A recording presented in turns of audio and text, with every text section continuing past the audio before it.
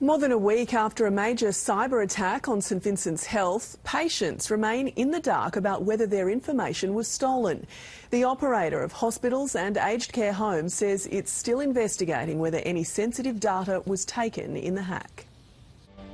That's the St Vincent's Careway. Caring for our most vulnerable and their personal information, but still no confirmation from St Vincent's about whether any sensitive health data has fallen into the hands of hackers. It can include their Medicare numbers, it can include their financial circumstances, their insurance information. Sometimes it can even include the medical procedures that they've had undertaken. If that was to happen, individuals would be notified as soon as possible. 10 days ago, cyber criminals infiltrated the health provider's network, stealing data potentially from the 3 million patients it treats every year or its 30,000 staff.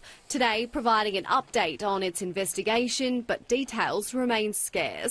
Our experts are working around the clock to ascertain the contents of the data copied and stolen from us. Should we discover any sensitive data has been stolen, we will contact those affected. And from the government's acting cybersecurity coordinator, it takes time to confidently ascertain how incidents occur, what the threat actor did and what was taken. We still don't know how many people are affected. We still don't know what data has been lost. We don't even know who has taken that data. This attack adds to the growing number of hospitals and health services targeted by online criminals. 10% of cyber extortion victims this year were within the healthcare sector. Unfortunately, health data is valuable on the dark web. Cyber criminals are seeking to extort organisations because of the value of the health data. 9 News understands St Vincent's has had no contact with the perpetrators of its attack. Eliza Edwards, 9 News.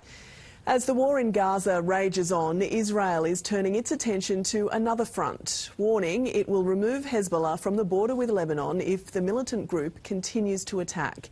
It's reigniting fears the fighting could lead to a broader conflict in the region. Israel attacks what it claims is terrorist infrastructure in southern Lebanon as drones from across the Lebanese border were intercepted by the Iron Dome.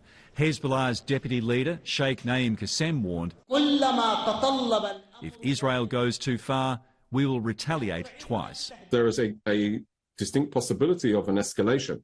We're not interested in that escalation, but we can't be expected to roll over and hope it doesn't happen. After an Israeli airstrike in southern Lebanon killed 2 Australian brothers, one of whom was claimed as a fighter by Hezbollah, the Albanese government is not only urging Australians to get out of Lebanon, but there are fears some may try to go there to fight for the designated terrorist group. No one should be in southern Lebanon. There is no good reason to be there right now. The travel advice has been very clear for more than 2 months. It is an active war zone. It could escalate at any moment, and so no one should be there, and the Australian government should prevent people from going there if they think they're going to fight in a war. On Israeli television, former hostage Mia Shem has spoken for the first time about her ordeal, saying to her, everyone in Gaza is complicit.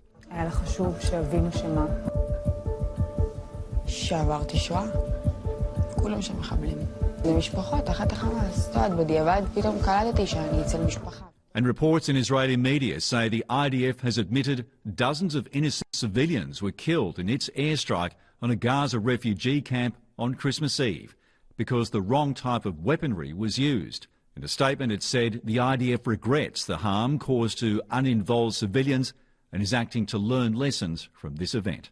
Brett McLeod, 9 News. The federal opposition claims the government's decision not to send a warship to the Red Sea as part of a US-led coalition will end up hurting Australian consumers. Attacks on commercial ships in the crucial trade zone are forcing companies to take longer, more expensive journeys, driving up prices. The bigger that coalition is, the stronger it is, the more ships that it has, the quicker that this will come back under control, and the quicker prices will come down for everyday Australians. The longer that we stay out of it, the longer that we did it, the longer that we leave it to others, the longer that we'll be paying higher prices as a result. The government says its military focus is in the Indo-Pacific region, but it did send a group of Navy officers to assist the US in the Middle East.